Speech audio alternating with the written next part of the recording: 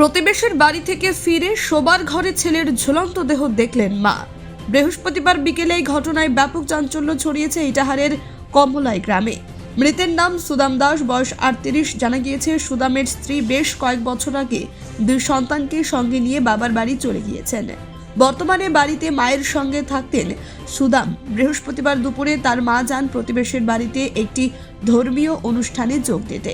সেখান থেকে বিকেলে বাড়িতে এসে দেখেন শোবার ঘরে ছেলে গলায় ফাঁস দিয়ে ঝুলন্ত অবস্থায় আছেন। এরপর বিষয়টি জানাজানি হতেই স্থানীয়রা সুদামের বাড়িতে ভিড় জমান। খবর পেয়ে ঘটনাস্থলে পৌঁছায় ইটাহারের পুলিশ। এরপর তারা দেহ উদ্ধার করে ইটাহার গ্রামীণ হাসপাতালে নিয়ে আসে। সেখানে চিকিৎসক সুদামকে মৃত বলে ঘোষণা করেন। এরপর পুলিশ একটি অস্বাভাবিক মৃত্যুর মামলা করে দেহ ময়নাতদন্তের জন্য রায়গঞ্জ মেডিকেল মর্গে পাঠায়। তবে কি কারণে সুদাম গলায় ফাঁস দিল তা বুঝতে পারছেন না মৃতের পরিজন। দাদা, আপনার নাম? গৌতম দাস।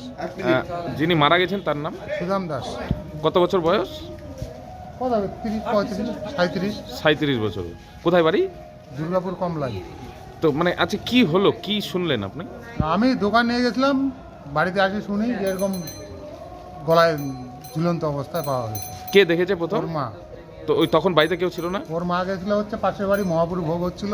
আচ্ছা মহাপুর ভোগ খাইতে গেছে, আচ্ছা। পাশে দেখেছে ছেলে গলায় ঝুলন্ত অবস্থায়। গলায় দড়ি দিয়েছে। তো মানে কি করতেন ইনি? হ্যাঁ, বাবা পেনশনের টাকা পায়, ওর মা পেনশনের টাকা পায়। বাবা চাকরি করতো, পেনশনের টাকা পাতো, খাতো দাতো মায়ের ছেলে। আর এমনি মনসা গান টান করতো কোথাও কোথাও? এমনি ওগুলা করতো না, মানে ঠিক নাই ও। আচ্ছা, তো স্ত্রী নাই, বউ নাই? বউ চলে গেছে বাবার বাড়িতে। ও কাজকর্ম করে না, কার বউ থাকবে?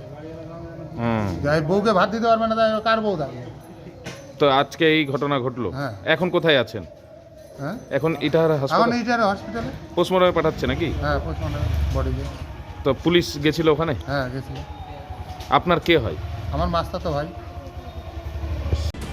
ইটাহার থেকে দিবাকর মজুমদারের রিপোর্ট, কুলিক নিউজ।